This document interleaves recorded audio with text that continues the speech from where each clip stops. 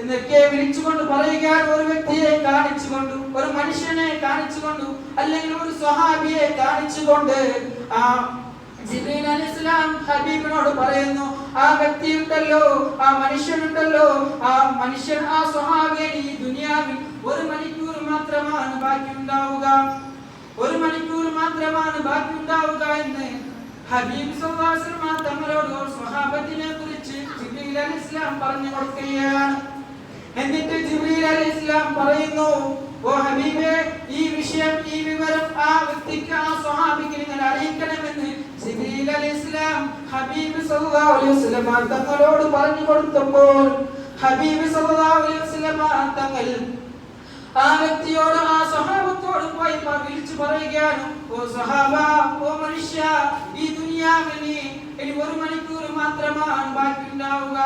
1 മണിക്കൂർ കഴിഞ്ഞാൽ ഈ ലോകത്തിനെ വിട പറഞ്ഞു പോകുമെന്ന മനുഷ്യനോട്, ആ സ്വഹാബിയോട് ഹബീബ് സല്ലല്ലാഹു അലൈഹി വസല്ലം തങ്ങൾ പറഞ്ഞു കൊടുത്തപ്പോൾ ആ സ്വഹാബിക്ക് വളരെയധികം ആവലാതിപ്പെടുന്നു. ആ സ്വഹാബി ബേജാറായിക്കൊണ്ട് ഹബീബ് സല്ലല്ലാഹു അലൈഹി വസല്ലം തങ്ങളോട് ചോദിക്കുന്നു.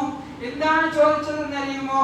അതായത്, ഈ ലോകത്തിനെ വിട്ട് ഞാൻ പോവുകയല്ലോ, ഈ ലോകത്തിനെ വിട്ട് ഞാൻ 1 മണിക്കൂർ കഴിഞ്ഞാൽ പോവുകയല്ലോ, എങ്കിൽ എനിക്കൊരു കാര്യം നീ പറഞ്ഞു തരണം. അതായത് ഹബീബ് സല്ലല്ലാഹു അലൈഹി വസല്ലം തങ്ങളോട് സ്വഹാബി പറയുന്നു, യാ റസൂലേ, ഞാൻ ഈ 1 മണിക്കൂറിൽ വളരെ പുണ്യമുള്ള, വളരെ അധികരിച്ച് എനിക്ക് പുണ്യം ലഭിക്കുന്ന, വളരെ അധികം കൂലി ലഭിക്കുന്ന എന്തെങ്കിലും ഒരു കാര്യം എനിക്ക് പറഞ്ഞു തരണമെന്ന് ഹബീബ് സല്ലല്ലാഹു അലൈഹി വസല്ലം തങ്ങളോട് ആവശ്യപ്പെടുന്നു.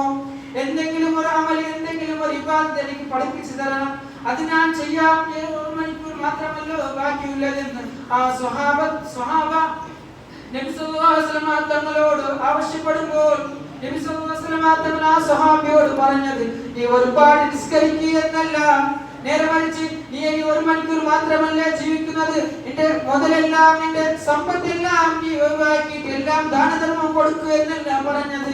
നേരെ മറിച്ച് ആ വ്യക്തിയോട്, ആ സ്വഹാബിയോട് ഹബീബ് സല്ലല്ലാഹു അലൈഹി വസല്ലം തങ്ങൾ പറഞ്ഞു കൊടുത്തത്, നീ എവിടെയെങ്കിലും ഇൽമിന്റെ മജ്ലിസ് നടക്കുന്നുണ്ടോ എന്ന് അന്വേഷിക്കുക, എവിടെയെങ്കിലും ഇൽമിന്റെ മജ്ലിസ് നടക്കുന്നുണ്ടോ എന്ന് അന്വേഷിച്ചുകൊണ്ട് ഇൽമിന്റെ മജ്ലിസിൽ പോയി ഇരിക്കുകയെന്ന് സ്വഹാബിയോട് പഠിപ്പിച്ചു കൊടുക്കുമ്പോൾ, പ്രിയപ്പെട്ട മുഅ്മിനീങ്ങളെ, ഇൽമിന്റെ മജ്ലിസിന് എത്രമാത്രമാണ് പോരിശം ഉണ്ടായത്, എത്രമാത്രമാണ് ബഹുമാനം ഉണ്ടായതെന്ന് നാം മനസ്സിലാക്കേണ്ടവരാണ്.